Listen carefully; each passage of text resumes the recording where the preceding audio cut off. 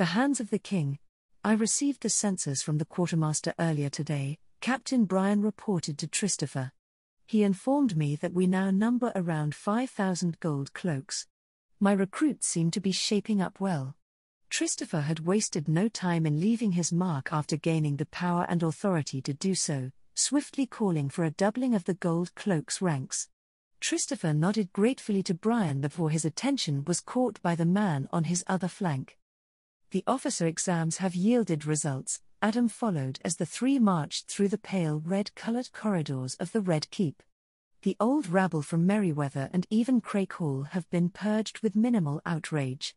The new officer corps, while perhaps a tad inexperienced, appear eager to improve and are far more competent compared to their predecessors. Christopher nodded again. These are good news. With Prince Rhaegar's departure, it will once again be important to have a strong force here in the capital. Many might perceive the gold cloaks as mere enforcers of the law, but Christopher was in the process of changing this perception, aiming to make the position of commander of the city watch one of the most powerful. Who could challenge him with 5,000 men under his command in the city? The only one who came close was the king, but a majority of his men had joined Rhaegar's march north. To ensure his power extended beyond the West Barracks, Christopher had promoted Brian to the position of captain of the Gate of the Gods. Christopher knew that almost all in the barracks were loyal to him and, by extension, Brian. He had then appointed Adam as captain of one of the gates based out of the eastern barracks, which were closer to the bay near the Dragon Gate. With this setup, Christopher maintained a strong presence in all three of the Gold Cloaks barracks, the western, eastern, and the one at the Red Keep. With the latest officer exams, Christopher found himself in almost total control of the officer corps, an influence that many lords might overlook but wasn't lost on him. Every gate was under his command, and anyone wanting to leave would have to pass through one of those 7 gates, unless they knew of one of the legendary passages of the Red Keep. Christopher was aware that at least Varys knew of a few passages, though he wasn't certain of their destinations, whether they were secret exits or ways to spy on the keep's inhabitants. "Oh, the Outriders have also been deployed," Adam suddenly informed him. The Outriders were concealed mounted scouts tasked with keeping an eye on the areas around King's Landing. In a time of war, having forward warning of approaching enemy armies was crucial, yet Christopher found it foolish that no previous commander had thought to implement such a measure. While it may not have been within the official job description, he had little trust in the king or hand to perform this task. The Outriders wore brown cloaks and each carried a unique clay tablet inscribed with a family relationship, such as mother, son or daughter. This served as a security measure upon their return to the city, ensuring that they could verify their identity. Christopher knew there were other ways for spies to infiltrate the city, but he was determined to reduce the possibilities of lowborn spies. As they halted before the decorated double doors of the small council chambers, Christopher turned to his friends. "Thank you both for the update. I have another improvement I intend to implement, but I will consult with you two after this meeting." Christopher may not have known Brian for long, but the man had proven his loyalty time and time again. Adam was, of course, self-explanatory. "Good luck, sir." "Those vultures have no loyalty to anyone but themselves," Brian stated with contempt, while Adam nodded in agreement. Christopher bowed his head. "I am well aware, but unfortunately, I cannot avoid or handle them quite yet. Thank you, friends, but I must go now." With that, he bid his goodbyes and turned on his heel to knock on the sturdy oaken door of the small council chambers.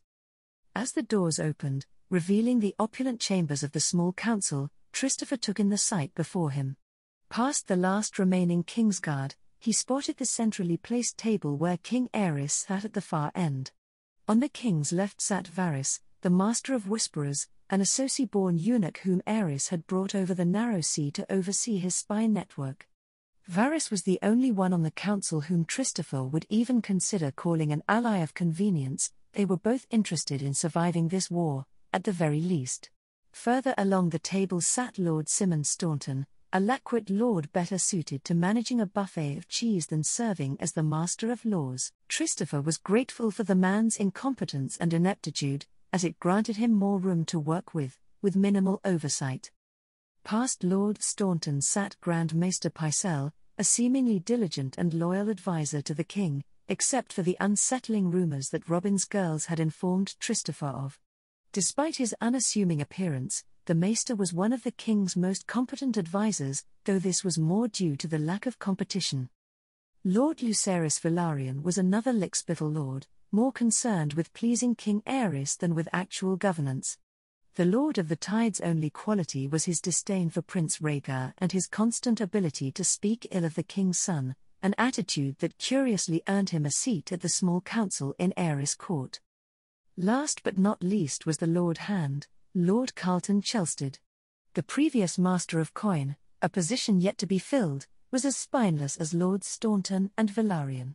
Together, they formed the trio of King Aerys' greatest supporters, doing nothing but whispering poison in the already unstable king's ears and then bending over backwards to cater to his whims. If not for their positions, they would not have been worth mentioning at all. Christopher nodded to Sir Jaime Lannister as he passed, then made his way to the last unoccupied seat next to the Hand and opposite the other councillors. He bowed toward the king before taking his seat. "Commander Mudd, a pleasure for you to answer my summons," King Aerys began with a strained smile. Christopher couldn't discern if this expression was born from anger or if the king had simply forgotten how to smile. "I am at your command, my king," Christopher replied humbly. The king's smile grew dangerous as his gaze swept over the others around the table. "A healthy mindset, and one that many seem to have forgotten," the king remarked. Lord Velaryon gulped audibly, while Pycelle and Varys were the only ones who didn't lower their gazes demurely. "My king," the Hand began, his voice slightly trembling before he was cut off by the king's demanding gaze. The Hand faltered, then stopped speaking altogether. "I believe that we should begin our meeting," he managed to say after a moment, attempting to regain his composure. The king's smile widened, revealing more of his discolored teeth. "Begin? Have I not already begun our little council with my greeting to young Sir Christopher here?" The king raised a frail hand, silencing any further protests from the Hand. "Refrain from such comments in the future. Now, what news do we have of the traitors?" Varys gained everyone's attention as he cleared his throat softly. "The rebel host left River Run toward the east a few days ago, presumably to engage Prince Rhaegar's forces." The king's smile had been replaced by an ugly grimace. "How far along is my army?" "They have left Lord Rosby's lands and are presumably in proximity to Sow's Horn or Butter Hall by now," Varys reported softly, his voice calm despite the king's penetrating gaze. King Aerys considered this for a moment before abruptly turning his attention to Lord Velaryon. "Where is the royal fleet currently stationed?" Lord Velaryon, clearly startled by the king's sudden question, stammered in his response. Moored at Dragonstone, my king. With patrols in the gullet and waters outside of the Bay of Crabs." The lord's voice trembled slightly, betraying his nervousness. "I want the fleet here in King's Landing. The traitors possess no navy that could challenge us at sea." The king's command was firm, and to Christopher, it was clear the king sought a route of escape, though for whom was yet to be determined. The king's pride was far too great to flee his seat of power, and King's Landing had never fallen to a non-Targaryen under his rule. Christopher couldn't imagine Aerys being the first to do so willingly. "Of course, Your Grace," the Master of Ships replied quickly, bowing his head. Just as the king was about to speak again, another knock interrupted the session. Sir Jaime promptly opened the door following an impatient gesture from the king. A breathless, brown-haired man entered, and King Aerys's features immediately lit up with a mischievous smile, while the Lord Hand frowned, his displeasure fleeting but not unnoticed by Christopher. "The council is adjourned," the king declared abruptly. Christopher's eyes shifted between the king's eager expression and the messenger, noting the gravity of the message by the king's reaction. His gaze met Varys, who gave a nearly imperceptible nod towards the doors. Understanding the cue, Christopher remained silent. "Your Grace," the Hand of the king began, protesting the abrupt end to the meeting, but the king silenced the lord with a stern look before his gaze returned eagerly to the messenger. Lords Staunton and Valarian rose immediately and scurried out of the chambers. Christopher followed the slower-moving Varys and Pycelle. The last thing he saw from the chambers was the hesitant form of the Lord Hand and the messenger relaying something to the king. A soft cough drew Christopher's attention, and he noticed Varys had separated from the departing Pycelle and was walking into a less-used corridor. Christopher followed the spider as they made their way toward the gallery of the throne room, or so Christopher assumed. "Your results have been impressive, Commander, especially in such a short time and doubly so in comparison to your predecessor's achievements," Varys remarked, his tone unsettling. Christopher narrowed his eyes at the Master of Whisperers. "While our Master of Laws may remain unaware of your exploits, I have kept a closer eye on such things," Varys continued with something akin to amusement in the depths of the man's dark eyes. "It is good to hear that the king's ears don't miss anything, then. He is lucky to possess such a diligent and loyal servant," Christopher replied. "It was no great secret, but it was enough so, especially if Lord Staunton poked his nose into it. With no master of coin and increased expenses from the City Watch, it was especially easy to slip through the cracks. And yet I have heard whispers that you seem to be trying to infringe on my territory as well, so to speak," Varys stated as the two passed into the gallery, which looked down upon the throne room, almost eye level with the gigantic dragon skulls that decorated the room's roof. Christopher wasn't surprised that Varys knew of this, but he wondered why the Master of Whisperers felt the need to confront him now. "It is quite a clever ruse, and one that I must admit I can't replicate, considering my lack of certain equipment that your friend has used in this case. Coins are all well and good, but this has become more personal than that, I have heard," Varys continued. "It is merely a means for me to stay informed about the city's affairs, I assure you. There's no cause for concern regarding your position on account of me," Christopher responded. He was keenly aware that with enough adversaries beyond the city walls, it was unnecessary, and unwise, to estrange the one seemingly reasonable man of influence remaining in the capital. With Rhaegar and his forces dispatched on campaign, the king's men held sway without challenge, leaving neutrals like himself and Varys in a precarious position. Varys nodded his bald head sagely. "I believe we both understand the true threat here. Such clarity seems rare in this city." Before Christopher could respond, Varys continued, their gaze fixed on the iron throne below them. From the gallery, it appeared almost diminutive, yet it was imbued with immense power. This, Christopher knew, was an illusion. The throne itself was nothing more than twisted, melted iron, a symbol of power rather than power itself. And when the one who sat upon it lacked true strength, the vultures began to circle. "The man who met with our king today was from the Alchemists' Guild," Varys said, his voice devoid of emotion. The mention stirred a recognition in Christopher, though the city teemed with numerous guilds, none bore the notorious reputation or wielded their influence quite like the alchemists.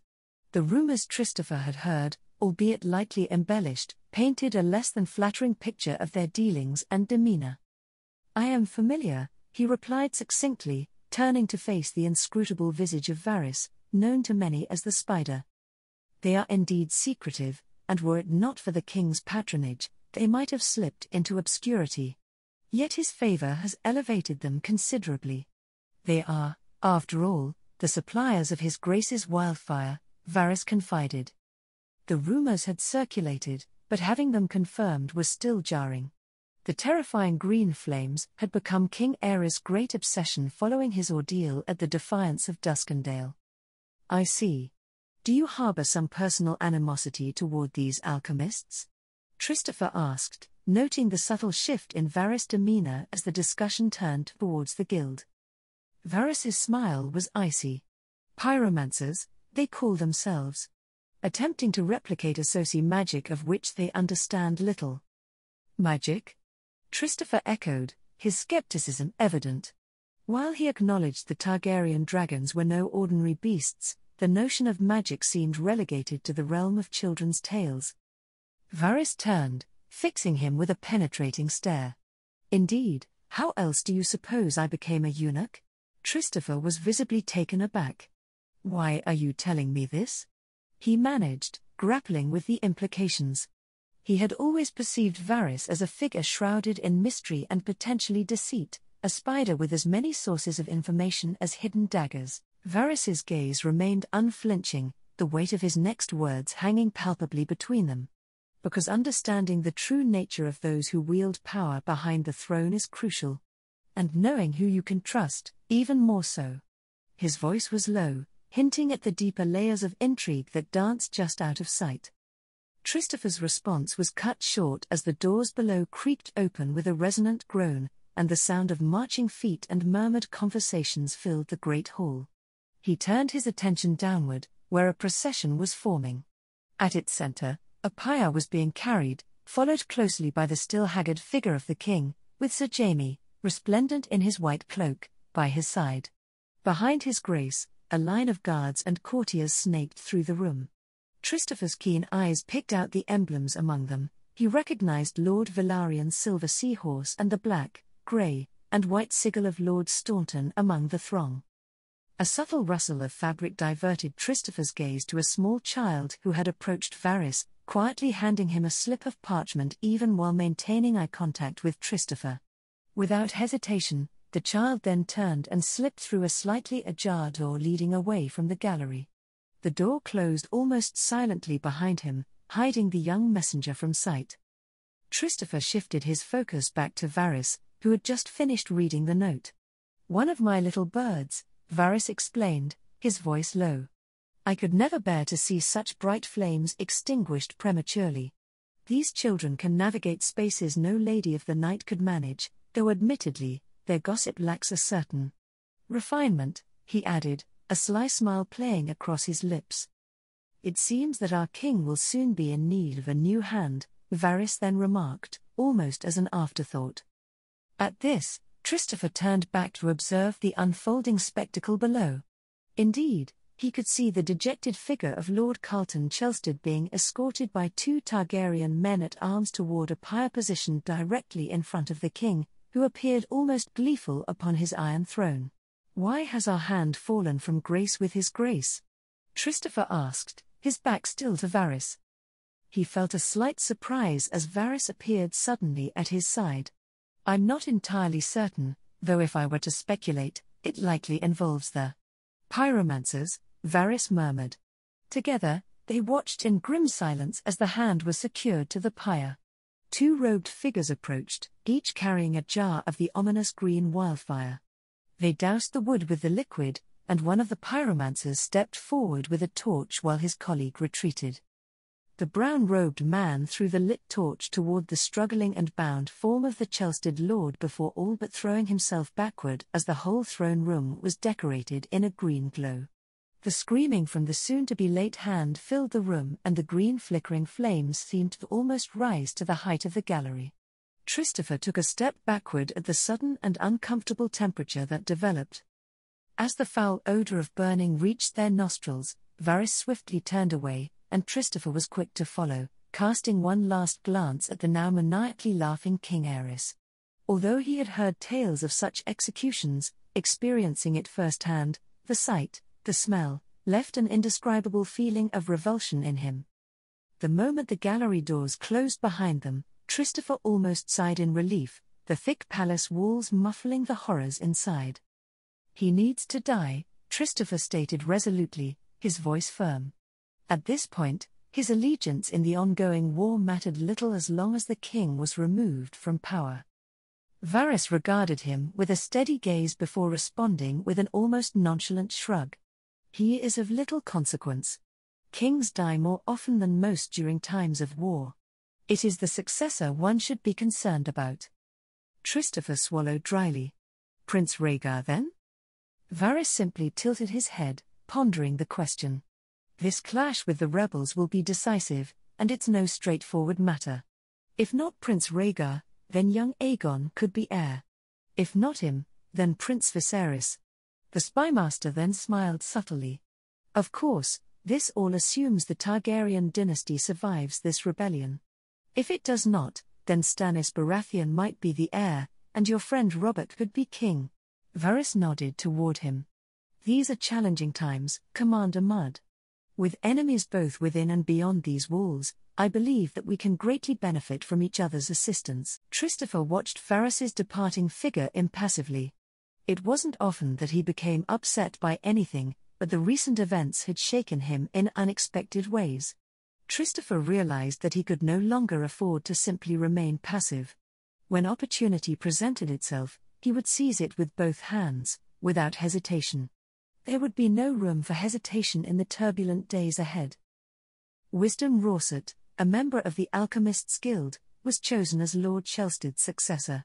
The pyromancer was singularly focused, showing little interest in anything beyond furthering his guild's interests. As King Aerys descended further into madness, Christopher found himself excluded from further small council meetings. The frequency of courtiers meeting swift ends for even minor transgressions led Christopher to maintain a cautious distance from the increasingly unstable monarch. A few days following the Hand's gruesome execution, the royal fleet made its arrival known. It was then that Christopher finally learned the purpose of their presence: to escort 2 members of the royal family away from the capital. Ordered to ensure the health and safety of the royals to the port, Christopher was subsequently granted the authority to gather all his captains without drawing undue attention, ostensibly to organize the forthcoming procession.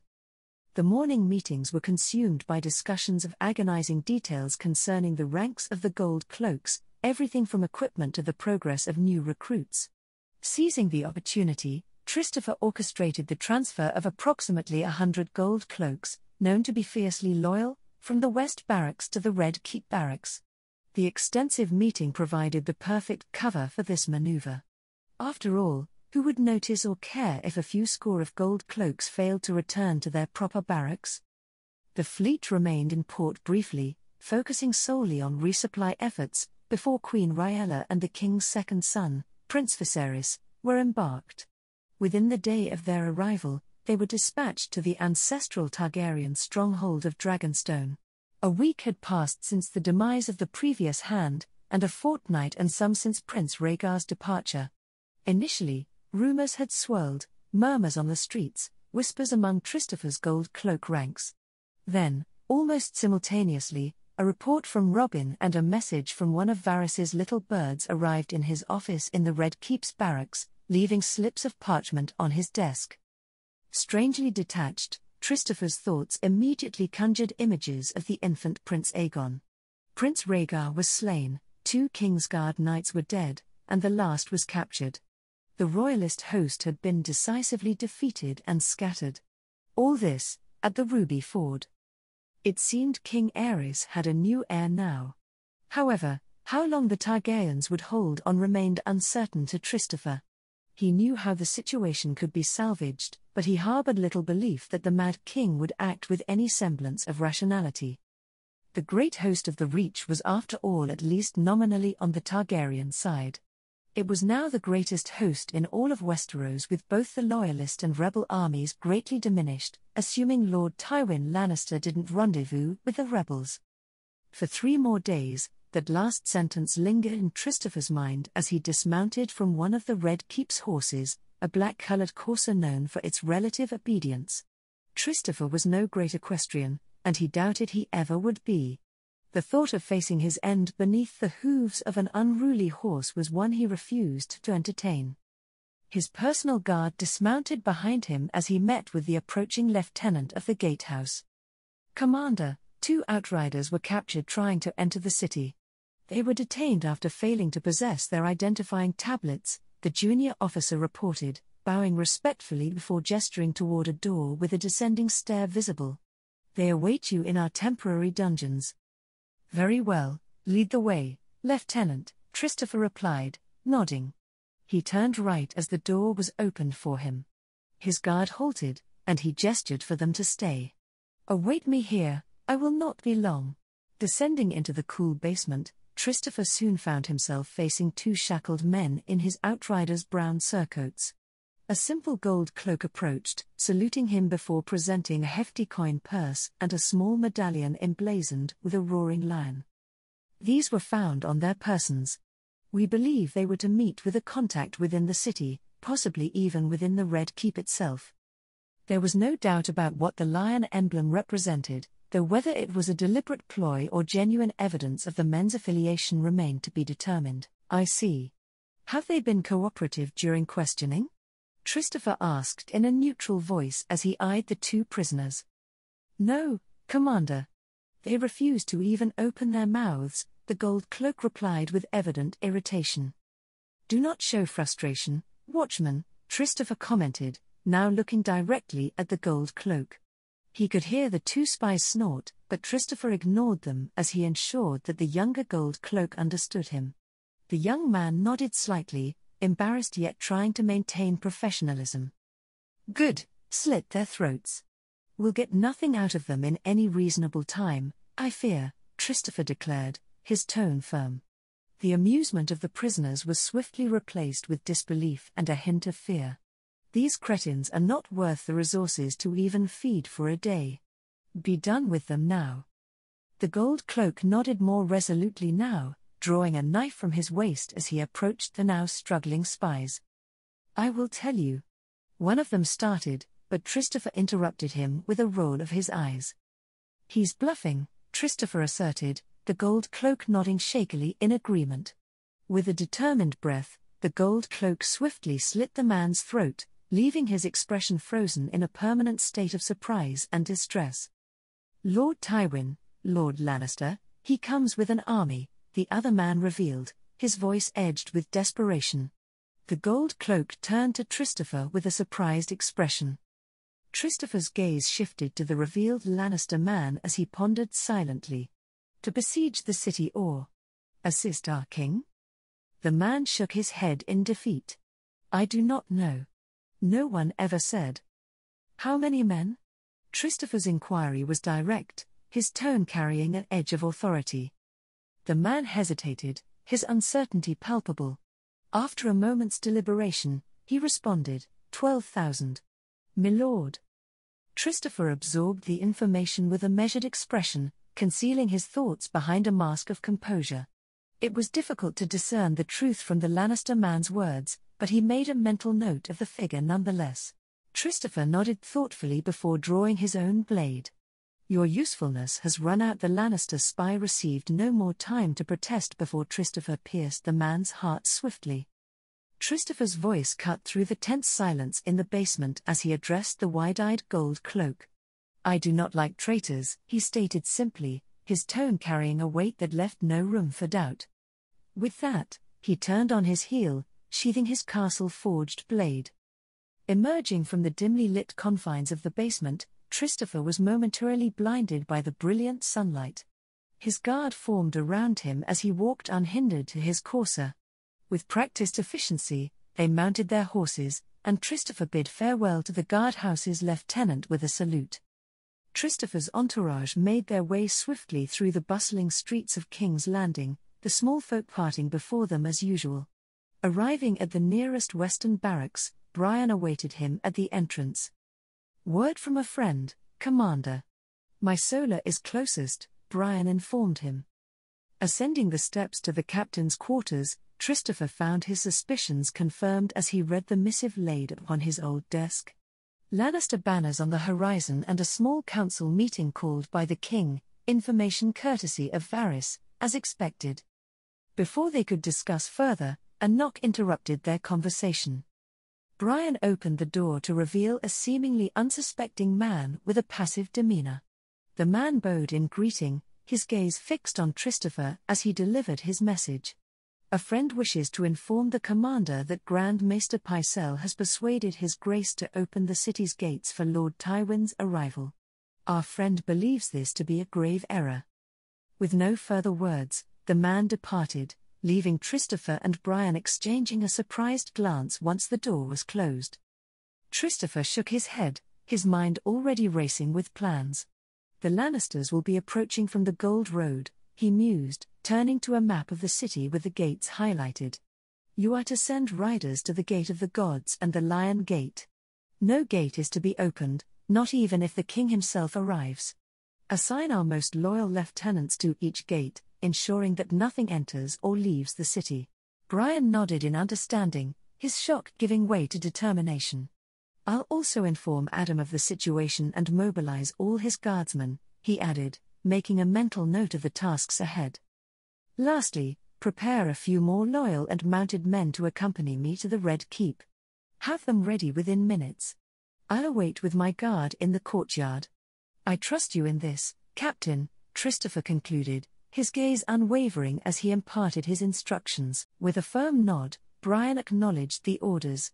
Consider it done, Commander, he assured before Christopher departed the Solar, leaving Brian to set the plans in motion. Christopher mounted his horse once again, feeling the dull ache in his legs. There was no time to nurse joint pains now, he reminded himself, observing the barracks springing to life with activity as men hurried back and forth. Horses were watered and saddled, armories emptied as preparations were made. His requested mounted men soon joined him, and Christopher led the reinforced entourage out of the bustling courtyard. Riders carrying urgent missives rushed past him, heading back to where he had arrived from less than half an hour ago.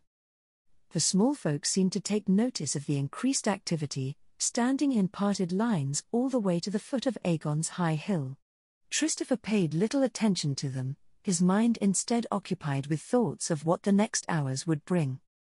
As Christopher approached the gatehouse of the Red Keep, he saw the great bronze gates lowered before him. "Who rides there?" a voice called out from atop the curtain walls. "Commander Christopher Mudd of the City Watch and his men," Christopher yelled in reply. The creaking of rising gates soon followed. "Welcome back, Commander." "It's a madhouse," the man atop the wall finally stated, relief evident in his voice. Christopher nodded in acknowledgement as he passed through the now raised gates, finally catching sight of the gold-cloaked lieutenant awaiting them. "Lower the gates again, Lieutenant, and don't raise them for anyone other than me. Is this understood?" Christopher commanded firmly as his entourage passed the lieutenant and a few gold cloaks. "Of course, Commander," the lieutenant replied promptly. Christopher then turned to one of his riders. "Gather the men left in the barracks. I want them here in this courtyard yesterday." He didn't wait to see the man follow his command, already hearing the sound of a horse being spurred and thundering away. Just as he was about to dismount, a small child suddenly sprinted from behind a stable.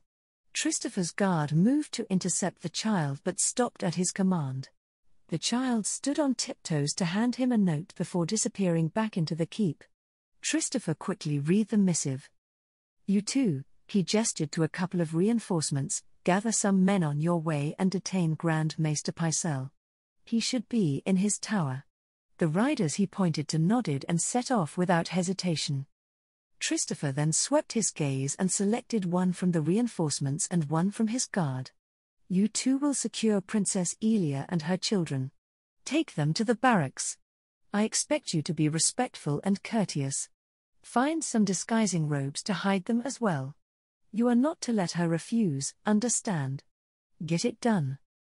Left with around a dozen men, Christopher surveyed them all before issuing his orders. The king has failed in his duty to his realm and is therefore unfit for his position. His tyranny cannot continue and ends today. All but one will follow me to the throne room. The last one will leave half of the men from the barracks here to defend the gatehouse of the keep and then bring the other half to reinforce us in the throne room. Let's move, he commanded before urging his horse toward the keep proper. Christopher encountered servants scurrying about, but none dared impede his path as he rode through the pale red corridors of the keep. Finally, they arrived at the grand entrance to the throne room, where 2 Targaryen men-at-arms stood guard. "In the name of His Grace, open these doors," Christopher demanded. One of the guards shook his head firmly. "His Grace's orders are clear. None are to enter," the guard replied with unwavering resolve, though his eyes darted nervously between Christopher and the men behind him. Christopher turned in his saddle to address his men. "Restrain these men."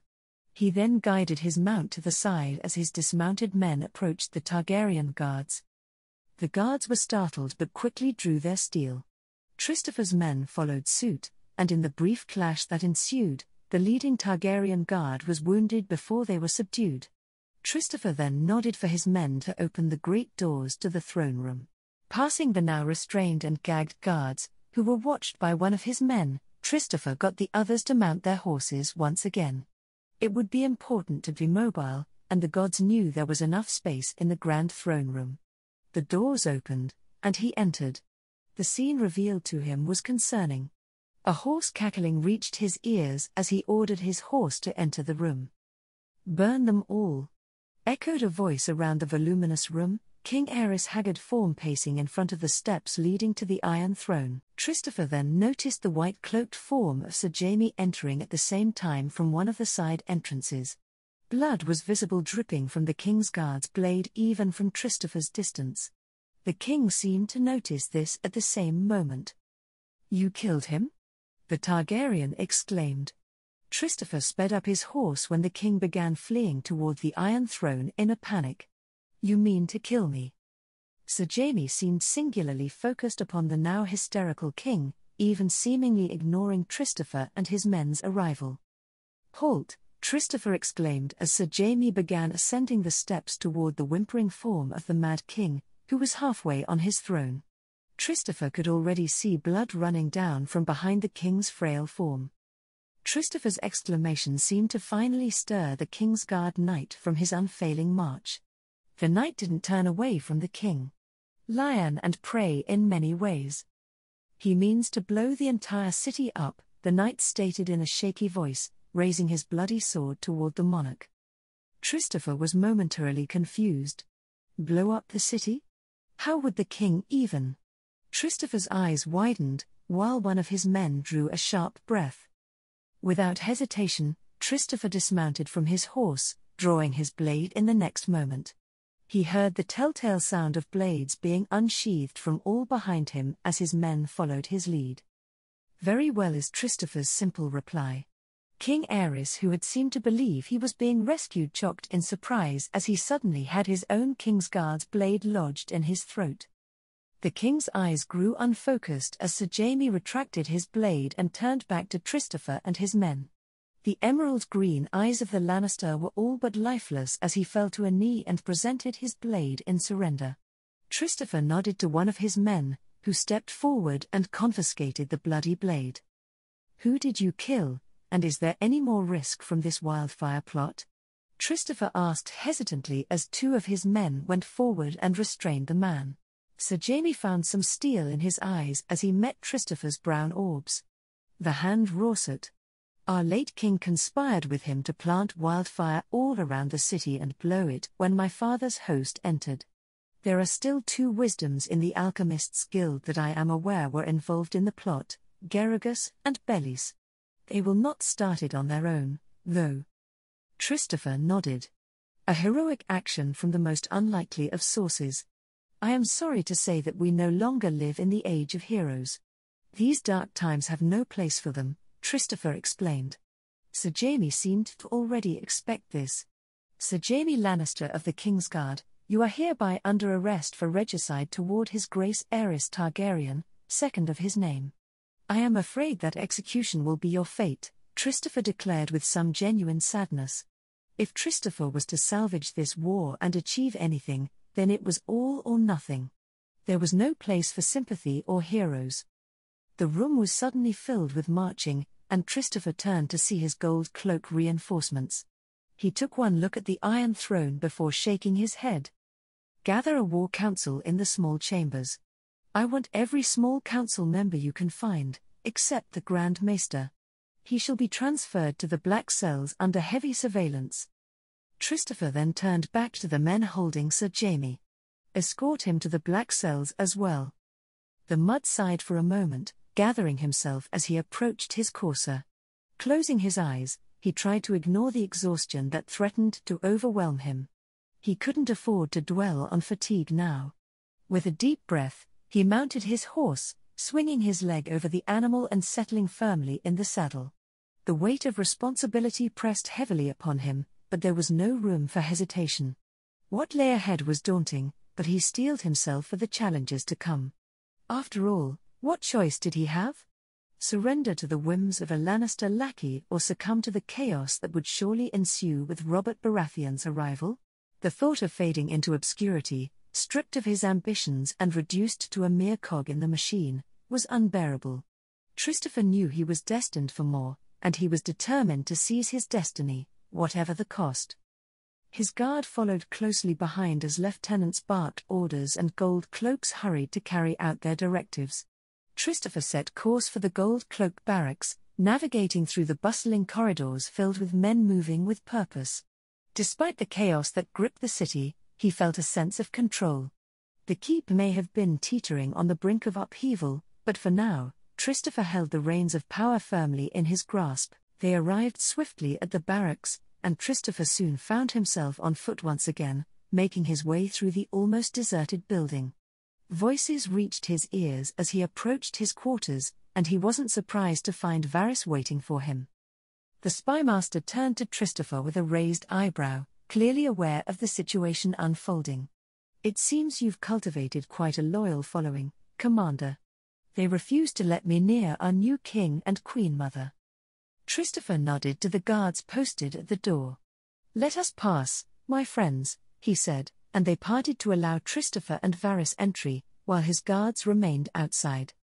Inside, they found a weary Princess Elia holding her napping infant and toddler. She looked up sharply as they entered. "I demand to know what's going on. You have no right to detain me here, in your chambers," she stated pointedly. Christopher raised his hands placatingly. "You will have your answers, Your Grace." Varys glanced at Christopher before addressing Elia in his soft voice. "Indeed, much has happened. We require your presence at a war council. You are, after all, the mother of our new king." Elia's expression shifted as she looked down at her son. "Oh." Varys continued, "King Aerys was struck down by his own Kingsguard. A most unfortunate development." "Sir Jaime?" Elia asked, disbelief and shock evident on her face. "He has been restrained, caught in the act by me and my men. Rest assured, he will be treated with respect, regardless of his fate, Your Grace," Christopher assured her. Elia fixed him with a searching gaze before nodding distractedly. "So what happens now? Do we surrender?" Her gaze flickered down to her children. Varys shook his bald head. "No," he said, exchanging a glance with Christopher. Without hesitation, Christopher stepped forward. "I will succeed our late hand Rorsut and become young King Aegon's regent, to salvage this war effort," he declared firmly. Elia looked at him in shock. "Hand of the king? Regent? Who else?" Christopher countered. "Robert Baratheon will show no mercy, and if he intends to usurp the throne, he cannot afford to let claimants like Aegon live. My gold cloaks are now the only thing standing between Lord Tywin and 12,000 Westerland soldiers from wreaking havoc on this city and your children." He finished with a determined look, emphasizing the gravity of the situation they faced. "I see. I suppose I don't have much say either way," Elia eventually concedes, her tone devoid of accusation. Varys smiles softly, shaking his head slightly. "This is the only way. Sir Christopher now leads the only royalist force left here in the Crownlands." "Then I will defer to you, Sir Christopher," Elia states, her acceptance tinged with resignation. "I appreciate your cooperation. It's imperative that we present a united front now, for King Aegon's sake," Christopher replies with a grateful smile. "King Aegon," Elia echoes, her gaze drifting to the still sleeping babe in her arms.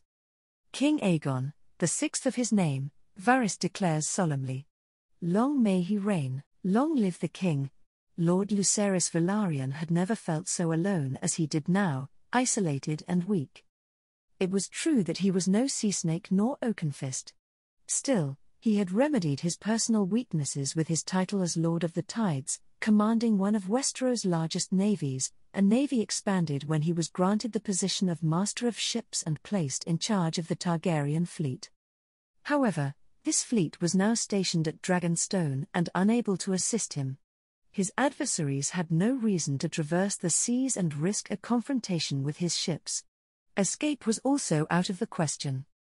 That lowborn commander of the City Watch had locked down the entire capital with his gold cloaks. Lucerys could see them from the windows of his manse, patrolling the roads frequently. His men-at-arms had reported rumors and observations that the harbor and every gate was swarming with gold cloaks, not letting even a mouse pass. When had those guards become so numerous? And why hadn't the council or the late King Aerys been informed? It seemed that many events had been unfolding in their own city without at least his knowledge. Lucerys had gained much through his initial acquaintance and subsequent friendship with the late king. Initially visiting Dragonstone as a child at his father's prompting, he met the then young prince during the rule of King Aegon V. Always younger than the Targaryen, Lucerys had profited greatly in life by simply following the initially idealistic and then increasingly sadistic Targaryen throughout the years. After all, they were cousins, a fact a good Velaryon would never forget, or let others forget. He had built alliances with Lord Symond and Lord Carlton, managing to develop a profitable and comfortable existence until King Aerys' damned spawn mucked it all up with that northern whore, leading to rebellion. Now both King Aerys and Rhaegar were dead, and the Targaryens had been reduced to 2 boys, their mothers, and young Princess Rhaenys. An unknown led the new regime in truth. He seemed affiliated with the conniving Varys, but not entirely a puppet either. This left the Velaryon perplexed and unsure of what to do. The position of Master of Ships may not be the most prestigious, but it was a permanent seat in the small council, though its importance rarely showed itself in times of peace, or internal rebellion. "My lord," a voice suddenly brought the elderly lord out of his thoughts. He turned to one of his trusted guards. "Yes?" Lucerys asked with some interest. Had his execution been announced? He knew that Grand Maester Pycelle had been imprisoned. It was the talk of the small folk who found it humorous that the old lecher had been arrested for treason. Lucerys was not privy to the details, but it seemed the delegate from the Citadel had a not-so-generous reputation in the city. "You have been summoned by His Grace's hand for a council session, my lord," the turquoise-clad guard informed him with a bow. "There is a carriage with an escort of 12 or so gold cloaks outside awaiting you." "Oh yes, the hand." Sir Christopher Mudd, the newly appointed commander of the City Watch, had risen to power just yesterday when everything changed. Lucerys had paid little mind to the young man. He, of course, remembered him as the champion from the melee at that damned tourney that started all of this. Lucerys had not watched the melee himself, finding it much too crass and barbaric for his liking. He could appreciate its usefulness during boardings on ships, but it was nothing for lords and proper knights to involve themselves in. Nevertheless, Lucerys had been taken aback when his men informed him that this knight had simply walked into the Red Keep with an army of gold cloaks and proclaimed himself Hand of the King. What king? Aegon was a toddler, not yet able to walk. This Sir Christopher was no mere servant of the crown but rather the true power behind the throne. "I see," Lucerys eventually stated hesitantly, quickly debating whether he should attempt to flee. Lord Lannister was, after all, besieging the city with an army far larger than the new Hand's gold cloaks. Lucerys remembered Tywin Lannister from his time as Hand. They had ended up on opposing sides, as Lucerys was a firm king's man while Tywin was fiercely independent during the end of his tenure. No, running was not a real choice. How would he even escape? All the gates were tightly closed. It seemed Lucerys would have to comply with the new Hand for now. Who knew how long this new regime would last? Hands of the king had fallen like flies in recent years. With a resigned sigh, Lucerys nodded to his guard. "Very well. Lead the way," he said, trying to summon a semblance of dignity. As he followed the guard to the waiting carriage, he couldn't shake the feeling of walking into a lion's den. Surely this upstart wouldn't dare have him, a lord, executed or imprisoned. No, not even such a brazen lowborn would dare something like that. The gold cloaks were emotionless as they silently watched him pass and enter the carriage.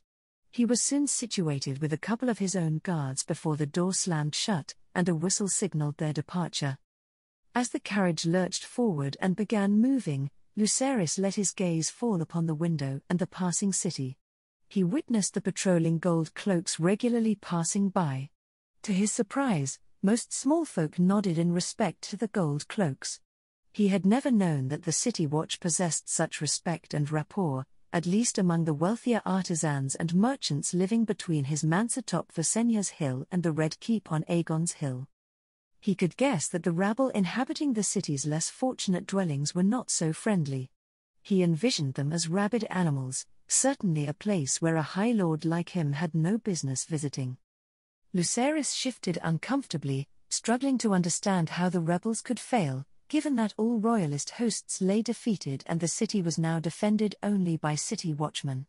Surprisingly, these watchmen bore high-quality arms and armor. He noted with surprise that the gold cloaks passing by carried castle-forged steel spears. Any self-respecting noble could easily distinguish genuine castle-forged steel from poor imitations. If he wasn't mistaken, he couldn't recall the gold cloaks ever being outfitted with more than poor iron spears and cudgels, nor could he remember them marching with such purpose and precision. It seemed the new hand had made significant changes that Lucerys had failed to notice until now, as this transformation clearly hadn't happened overnight. As the carriage approached the Red Keep, the imposing fortress loomed larger. Lucerys felt a pang of nostalgia for the days when he had walked these halls with a sense of purpose and security. Now, uncertainty gnawed at him. Upon arrival, the carriage came to a halt, and a waiting gold cloak opened the door. Lucerys stepped out, straightening his cloak and squaring his shoulders. He would face this new hand with the dignity befitting his station. His family was still safe on Driftmark, his sons both true and baseborn. The young men Montfort and Aurane were probably with the fleet now that he thought of it. He only hoped they would survive this damned rebellion unscathed, even if he might not.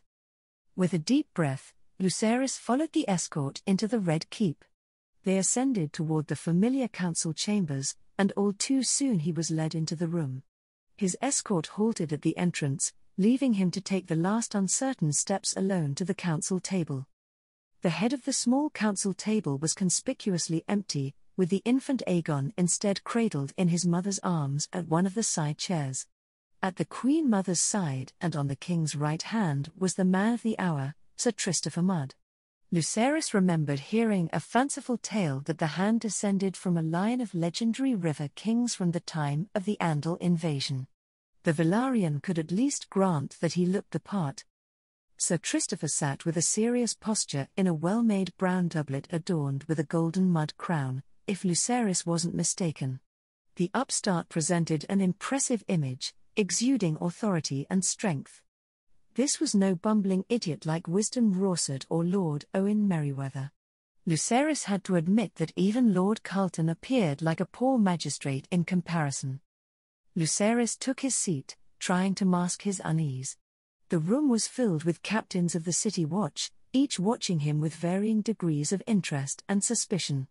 The atmosphere was almost anticipatory, at least for the gold cloak officers that surrounded them. It seemed Lucerys was one of the last arrivals, as beside him already sat Varys, the Master of Whisperers, and the hand's closest associates. Sir Adam, a bastard of some crown lord, and Robin, the cousin of Sir Christopher, were also present. The only person Lucerys was missing, after knowing of Pycelle's incarceration and Rawsett's demise, was his only real friend left in the capital, Lord Simond. The hand seemed unperturbed by the absence. Sir Christopher rose to his feet, and the murmuring of the chamber's occupants subsided. The doors closed loudly, leaving the councillors seated at the table, the captains surrounding the room, and the two gold cloak guards flanking the entrance, or exit, Lucerys thought morbidly. "I thank you all for being here for this gathering," Sir Christopher began, his gaze sweeping across the assembly, ensuring he had their undivided attention. "This moment will be etched into history, and it will be our words and actions that determine what is written. Let us begin." Sir Christopher sat down after his proclamation. "I want to bring everyone onto the same page concerning our situation. In the capital, we have become the only real power in the city. Only a few hours ago, the Master of Laws, Lord Staunton, was captured by Captain Adam's men as he tried to flee back to his lands. He now joins the Kingslayer, Sir Jaime, and the Grand Maester in the black cells awaiting execution. Sir Jaime stands accused of regicide, among other crimes, while the others faced charges of high treason, with incriminating correspondence found in Pycelle's chambers linking them to Lord Tywin Lannister. Lucerys blinked in surprise, managing to curb any further reaction. Lord Symond arrested? His hands began to sweat as he let his gaze sweep over the other councillors. The only one who didn't nod in agreement or look pleased, or at least unconcerned, was the Queen Mother. She gazed at the hand with a mix of suspicion and resignation. It seemed the Dornish woman was not entirely supportive of their new hand. Though Lucerys wasn't sure what she could do about it, there was a reason she was here at this council, after all. This leaves the King's Council quite depleted. To remedy this, I appoint Robin of Sow's Horn as interim Master of Laws until a suitable replacement is found, Christopher announced, pausing as Robin received a light, albeit somewhat hesitant, applause from the surrounding gold cloak captains.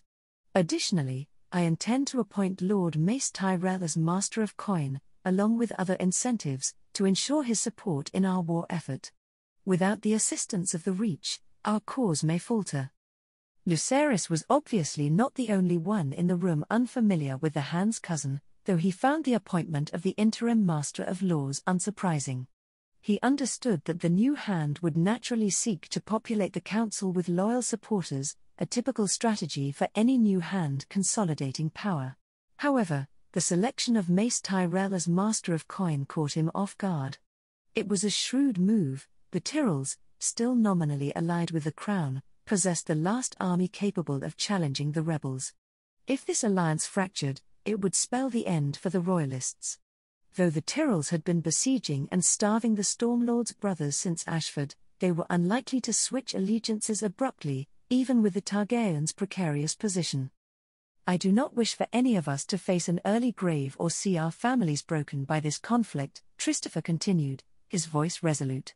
I swear to you all that I will not let this end in despair. We will secure our victory and the future of the realm. The Hand met the eyes of every councillor at the table before nodding toward his friend Sir Adam. Lucerys tried to maintain an impassive face, but the Hand's intense eyes made him shift uncomfortably in his seat. He had to remind himself that he had done nothing that this Hand could criticize, at least nothing of which the Hand would be aware. With my new position as Hand of the King, I will not be able to continue as Commander of the City Watch. Therefore, I appoint Sir Adam here as my replacement. Another round of applause followed. Sir Adam has my full trust and confidence. He will diligently lead the City Watch for as long as needed. Lucerys almost forgot to applaud, his unease only growing. The Hand had already given his closest companions prominent positions. The importance of the Master of Laws was self-evident, and Sir Christopher himself had proven the significance of the Commander of the City Watch. Here, here. One of the captains announced, and an impressive chorus echoed his exclamation as the rest of the officers voiced their agreement. It seemed Sir Adam would have his captain's support for now, at least. As the applause died down, Sir Adam stood to address the room.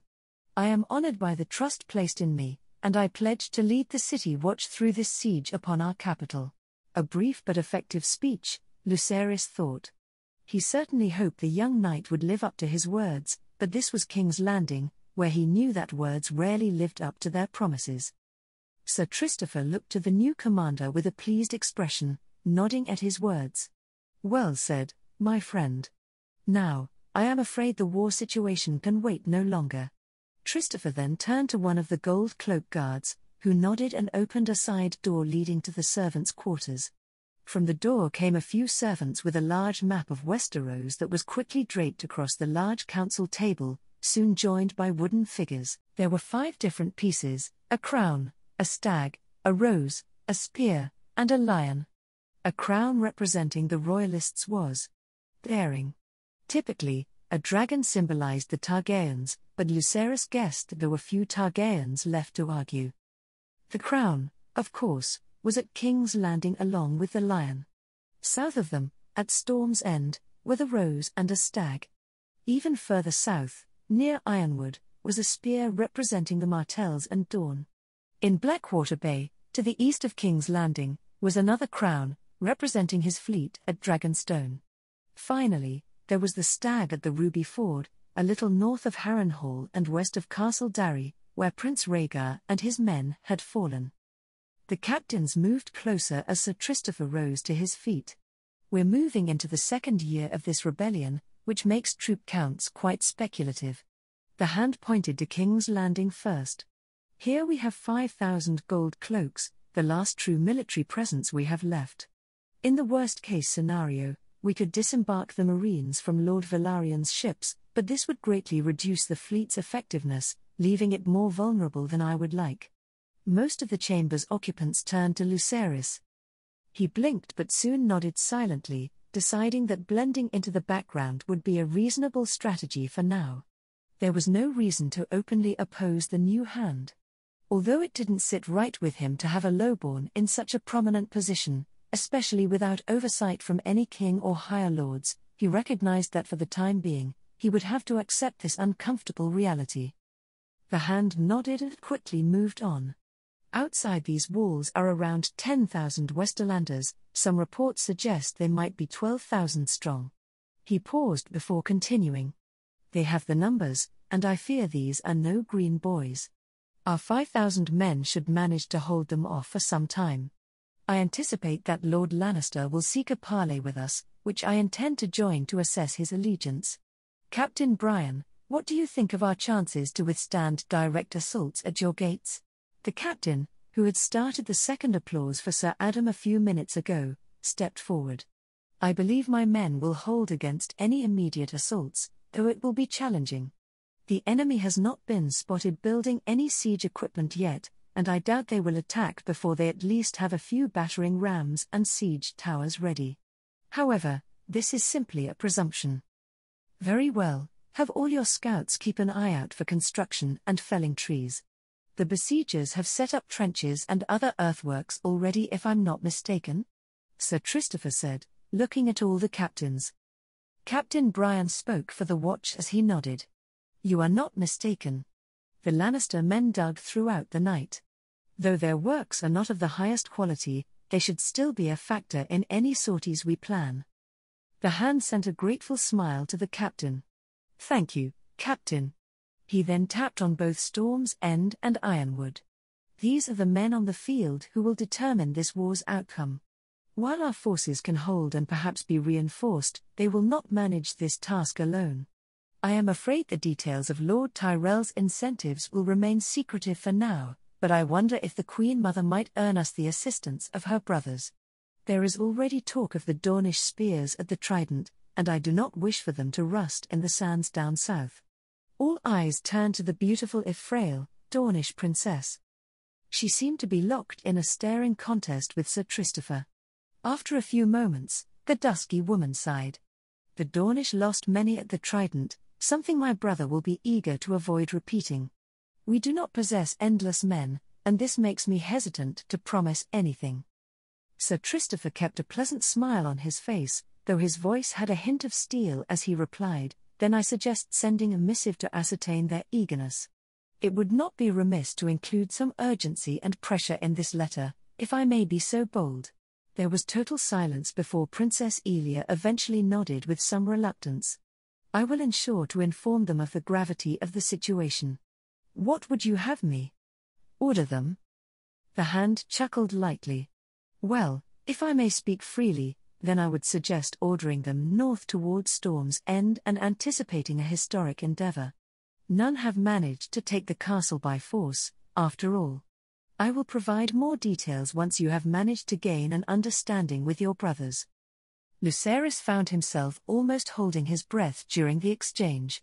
Despite her frail appearance, the princess's dark eyes flashed with traces of a once more forceful and spirited character. Sir Christopher's bold assertiveness caught him off guard, a man of low birth, speaking so unabashedly to the Queen Mother.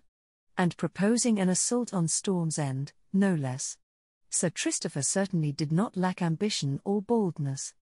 Sir Christopher shook his head, signaling a need to progress.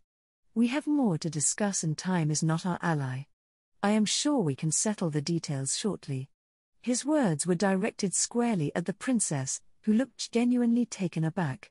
However, the hand didn't dwell on her reaction, quickly moving on. Now, regarding the main rebel army at the Trident, Lord Varys, could you update us on their status? Lord Varys gracefully stood and offered a bow. Certainly, my hand, he replied, then gestured toward the map, indicating the stag north of their position. Before the engagement, scouts from the prince's host and other sources estimated the rebel force to be slightly less than 40,000, giving us a slight numerical advantage. His news was met with grimaces from the captains. It was always disheartening to hear of wasted advantages, especially under their current circumstances. Regrettably, our forces lost about a quarter of their number and were largely dispersed, which casts doubt on the likelihood of their reassembly, given the scarcity of remaining leaders.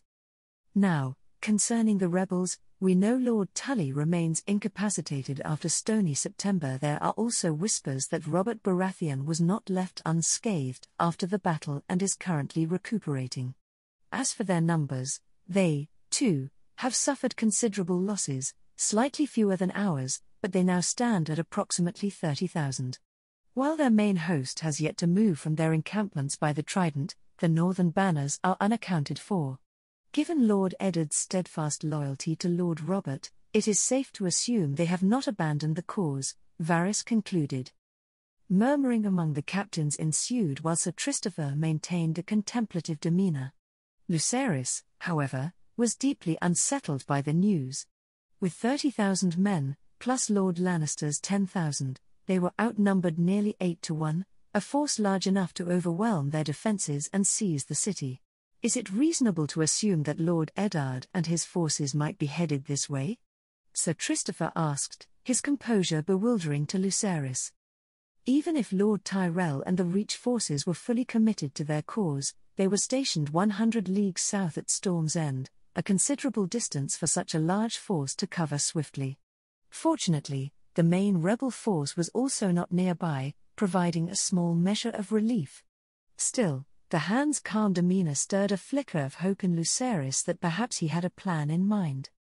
Indeed, I believe your outriders should encounter them soon enough, Varys replied. There may not be all gloom, however.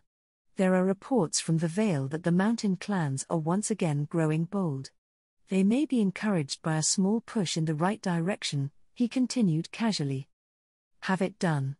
Now, is there anything else to discuss?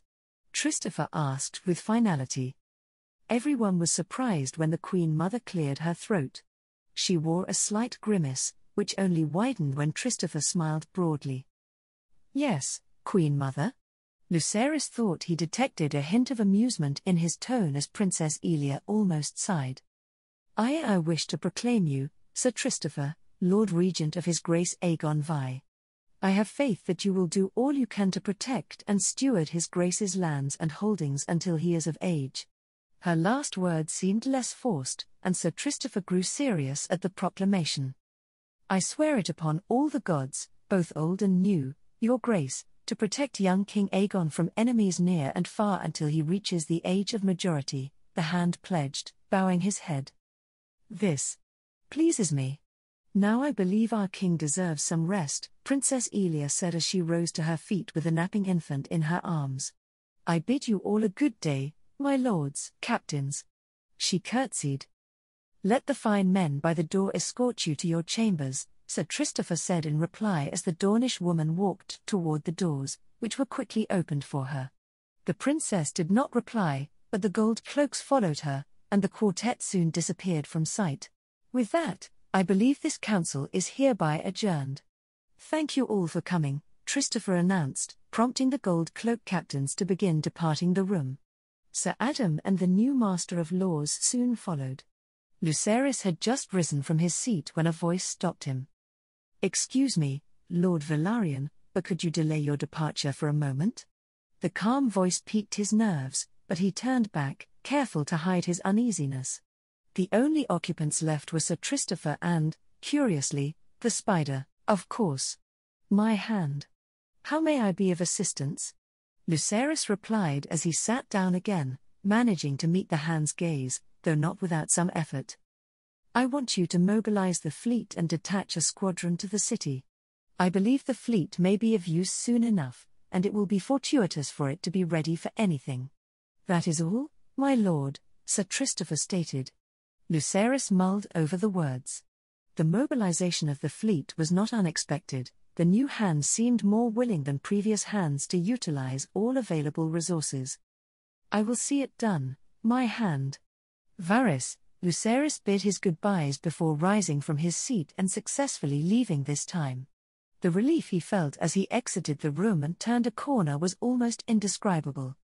Sir Christopher was almost certainly not a man to confront directly, and with the spider by his side, Lucerys struggled to see a way to oppose the new hand. Although he disliked being ordered around by a lowborn, every time he thought to refuse, his mind went to the 4 prominent men already in the black cells and their probable executions. He was too old to challenge Sir Christopher now, and had fewer and fewer reasons to do so. Even if his pride would be wounded, he hoped that would be the only consequence. Adam was almost surprised when the bells began ringing, even though he had been well aware of them. The small council meeting had been interesting. He would have thought anyone a jester if they had suggested that the 3 of them would be in this position even a moon ago. But no, this was the reality, and Christopher was the hand of the king, the most powerful man now, at least according to the law. Wartime rarely cared for rules and laws. From the walls of the Red Keep, he spied small folk gathering at the steps of the Sept, a great dark mass that moved about the grand square. From his vantage point, he also saw the besiegers, red banners visible in the distance, and a sea of tents a little ways from the city's grand walls. Adam! A voice shouted from behind. Turning around, he saw Christopher, Robin, Brian, and a large detachment of mounted gold cloaks, around 20, waiting in the courtyard of the keep. It seemed the Lannisters had accepted their proposal for a negotiation. Adam quickly descended the closest stairs, soon reaching the courtyard where a mount awaited him. As soon as he was up on the horse, Christopher prompted his mount to move out. The gates of the walls that Adam had just been on were opened with a groan, and the procession began moving through. Adam moved his horse up beside Christopher as the gold cloak escort fanned out around them, screening them as they descended Aegon's high hill. Robin and Brian followed close behind. Lord Lannister's reputation is almost larger than his ego. How will you play this? Adam inquired. Lord Tywin Lannister was, of course, known throughout the 7 kingdoms for his ruthlessness and was a force to be reckoned with. A man who drowned 2 whole houses, his own vassals, men, women, and children, with no remorse. Since then, none had thought the Golden Lannisters weak.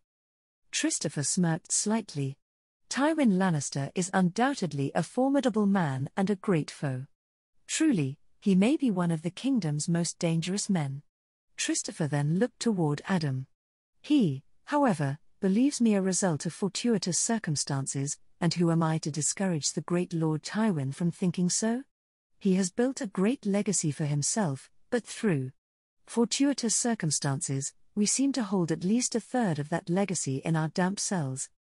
Adam nodded slowly. What do we do then? Threaten him? Do we want them to attack or? He suggested, considering various strategies. Christopher fixed his eyes forward as they reached the foot of the hill and began down the road through the square in front of Baelor. September. We should also remember that Tywin will be desperate for something tangible to present to Baratheon when he arrives. The Lannisters have fought no battles, aided nothing, and will simply be a footnote if Lord Tywin doesn't manage to pull something from his hairy behind. So, an assault? Do we want them to attack? Adam asked genuinely. Beating back an assault would be a morale boost, and it was a standard opening move during sieges to see if the city could fall quickly. Lannister had already lost the opportunity to simply walk in when Christopher and Varys managed to foil the plans of the Grand Maester, who had convinced the king to open the gates. Thankfully, Christopher had already alerted and mobilized the watch the previous day. Christopher shrugged. Tywin wishes to take the city before Baratheon arrives, so he can hand it over as a hidden ally and reap the rewards. In some ways, like I wish to profit if we win this war. Regardless, I don't believe our Lion Lord cares if this comes from a quick assault or negotiations. This is something we can exploit, Christopher stated, a hint of excitement in his demeanor. I would be greatly surprised if he knew much of us. We could present a front of overwhelmed and nervous idiots that are easy to convince. Leave open a gate, and the lions will pounce upon the unsuspecting sheep. They will not manage to see the yellow eyes and grey pelt under the white wool. Adam appreciated the analogy before he began considering it seriously. It would be risky. Do we even have good enough troops, and which gate? Their talk was almost overwhelmed by the sounds of the crowd as they moved into the grand square. At the top of the stairs, Adam spotted septons and heralds sent by Christopher a few hours ago, announcing King Aerys' death and the circumstances of his murder. The heroic commander of the Gold Cloaks and now hand of the new king had arrived just too late to prevent the killing, managing instead to apprehend the traitorous Sir Jaime Lannister. They paused their planning as they crossed the large square, the crowd parting at the barking commands from their escort as they made their way through. Adam spotted every kind of citizen from the highest merchants and artisans to the lowest dregs of Flea Bottom, young and old, men and women. "Praise be the Lord Hand," they shouted.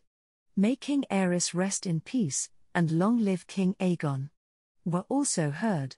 "Save us from the lions." And many more shouts echoed as they passed. Christopher's face remained impassive as he soaked in the adulation.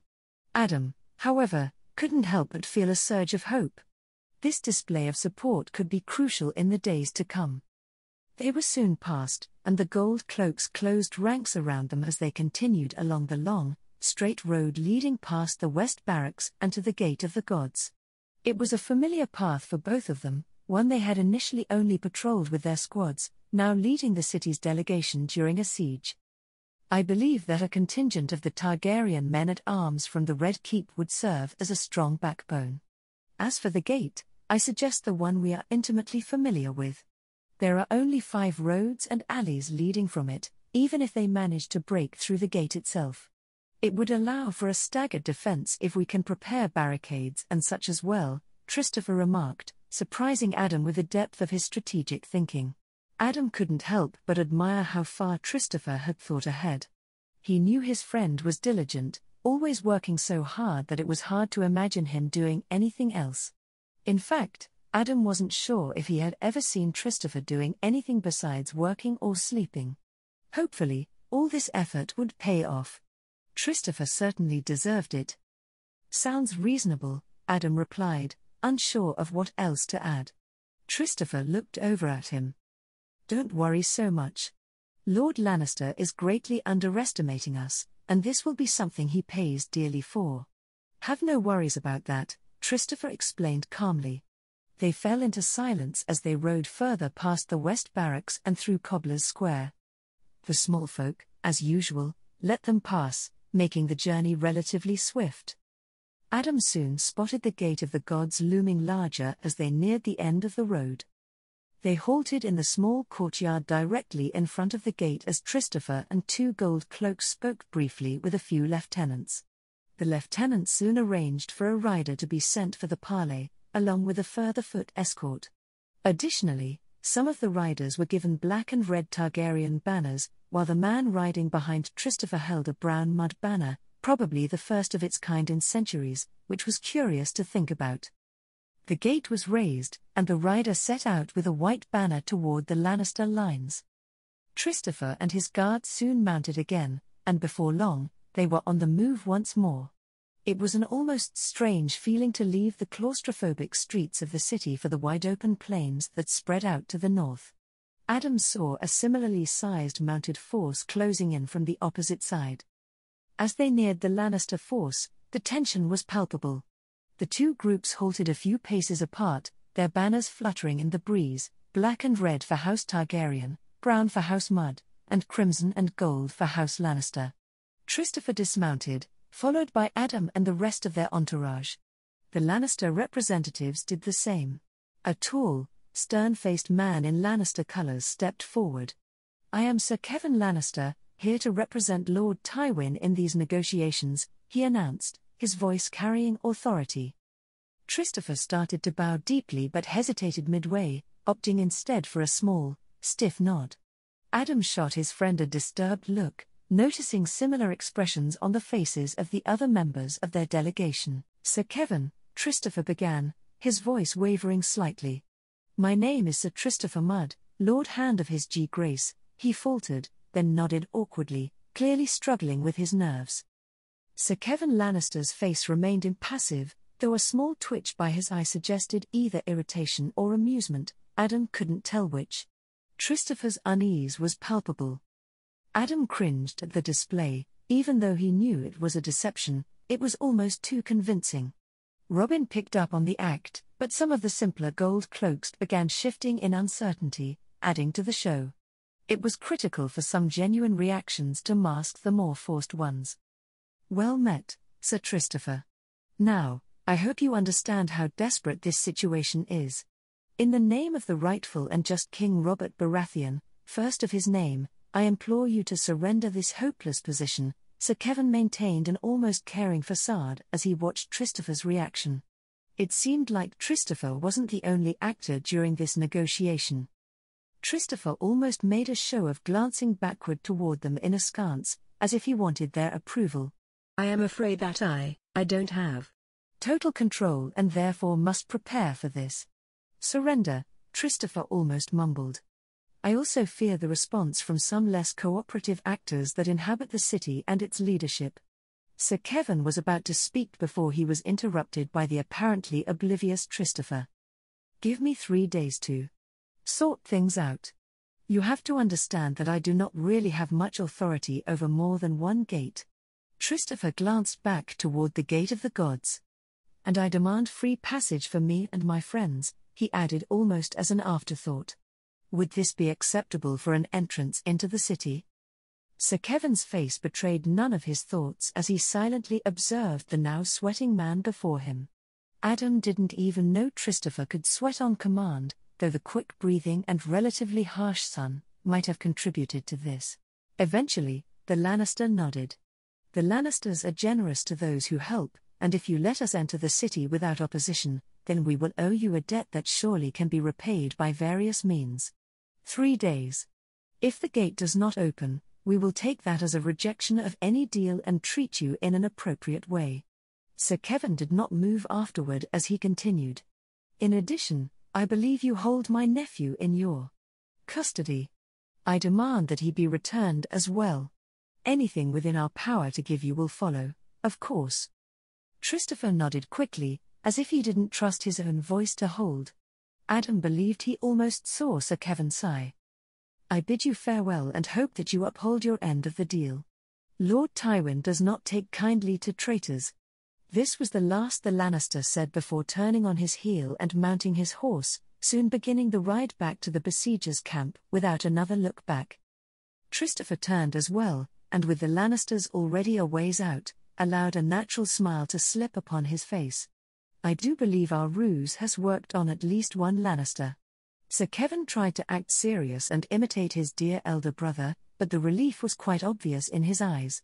Now to hope that Lord Tywin simply follows his brother's reports. "Let us return." Robin smirked at Christopher's summary while some of the gold cloaks looked somewhat awed and impressed. Adam simply felt a great weight of anticipation pressing down upon him. What if the Lannisters broke through? Then what?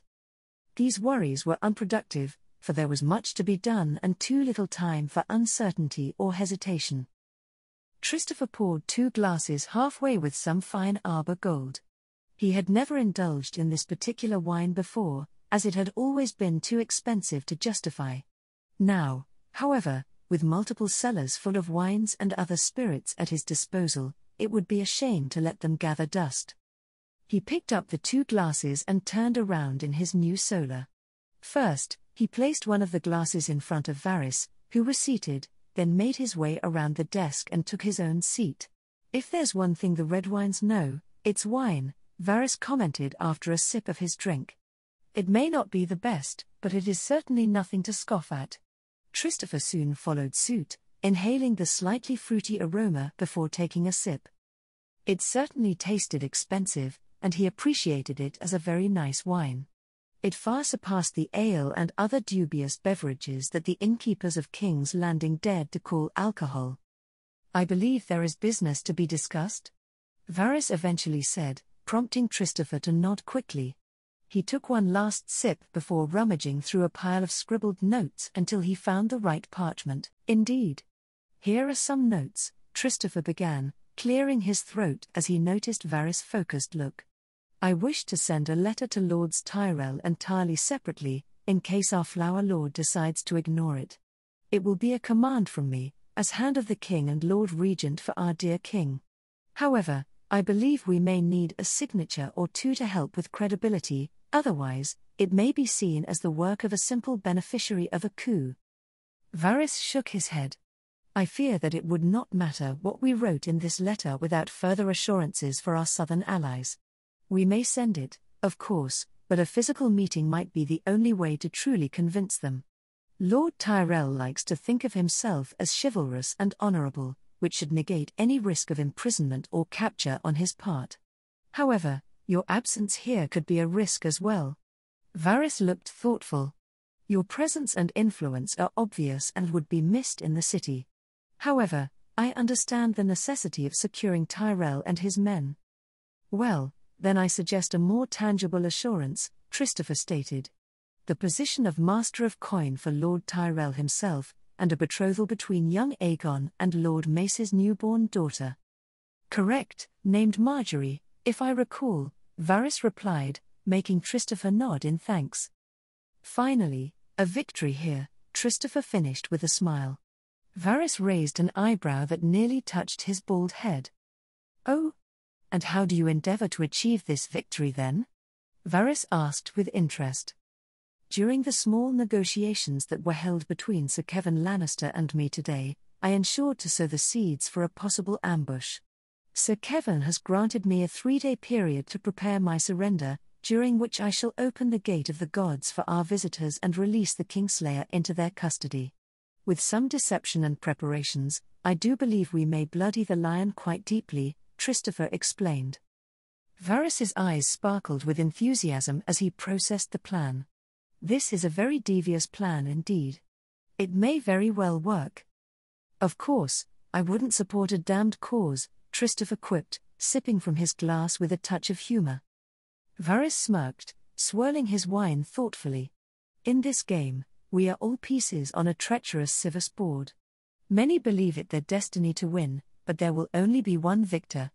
It is wise not to be blinded from seeing the whole board. Christopher fixed Varys with his gaze. The throne matters little to me. What use do I have for the title of king? It's merely another dagger in the dark, he declared with derision. He had no use for being king, as he already possessed all its power here and now. Limited as it was during war, it still made him the most powerful man in the kingdom. Especially with such a young monarch. Varys's smile didn't disappear. Who said I meant the king? Many may be too blinded by the throne to see the strings, but some see, and unfortunately, they are often the most dangerous. A discussion for another time, Christopher announced as he gestured toward his notes. I wish for Tyrell to leave a nominal force at Storm's End to continue the siege. Would you have any suggestions for possible commanders? Lords Tyrell and Tarly are, of course, off the table. Varys did not seem to object to the topic shift. There is unfortunately a scarcity of competent or at least experienced commanders. However, I believe Sir Jon Fossaway would be a good option. He possesses both experience and competence, in addition to his marriage to Lady Janna, one of Lord Mace's sisters, which grants him increased authority and prominence. This would also help stifle any objections from Lord Tyrell himself. Seems promising. I will look into Sir Jon. Thank you, Varys, Christopher acknowledged. He couldn't deny that Varys was a valuable asset, with seemingly unending knowledge or at least an endless ability to procure answers and information. Now, was there anything else, Lord Regent? Varys inquired in his typically soft voice. It had a way of sounding friendly and helpful, almost irksomely so. Yet Christopher knew better than to be fooled by its apparent warmth. Behind that softness lay the sharp sting of his words, capable of poisoning those on the wrong side of the eunuch's schemes. If it would not be too much to ask, I may need to receive a report on the levies left in the Crownlands and possible reinforcements. Have all the Craglords raised their men, for example? Christopher inquired. Varys nodded. Of course, I will look into it and inform you promptly when I have something, Lord Regent. Christopher noted that being addressed as Lord Regent was likely his highest honor at the moment, considering Varys's use of the title. He hadn't anticipated it outranking the hand of the king, but he wasn't yet an expert on the intricacies of the hierarchy. After all regents he knew of had been lords, so it was probably quite unprecedented, given his current lack of titles. Current was the key word there, with his schemes and dreams only as valuable as their eventual fruition. As Hand of the King, that future felt closer, but still, there was a reason why farmers didn't count their chickens before they hatched.